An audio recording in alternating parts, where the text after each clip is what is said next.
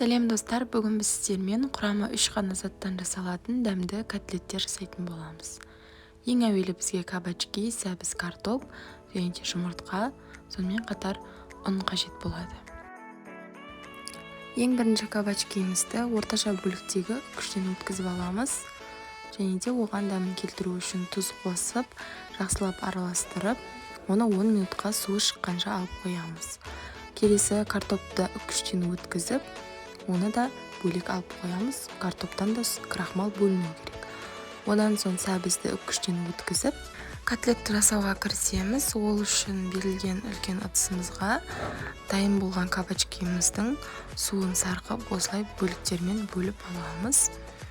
Онан соң картопты осылай крахмалынан сығып, оны да кабачкидің үстіне қосамыз.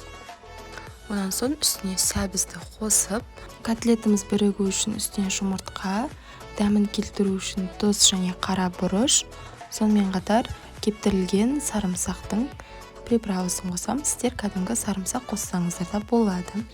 Барлығын жақсылап араластырып, қоспаның үстіне котлет бізде бөлініп кетпесі үшін 2 ас қасық ұнды қосып, осындай котлеттің құрамын дайындап аламыз. Мінекей әдемілеп бөліктерге бөліп, орташа пішінді оларды ұнға алмай кетсек екі жағын малып, дөңгелек формадағы котлеттерімізді дайындап қоямыз. Енді котлетімізді қуыру барысына кірісейік. Орташа қызып тұрған отта дайын болған котлеттерді осылай орналастырып саламыз. Котлеттің әр жағын 4-5 минут бойы қуырып аламыз. Қызарған соң кері айналдырамыз.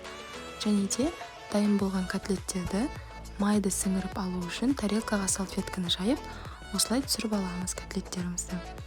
Кешкі асқа немесе түскі асқа үйдегілеріңізге құрамы дәрумендерден, өте пайдалы дәрумендерден тұратын осылай котлетті ұсынып көріңіздер.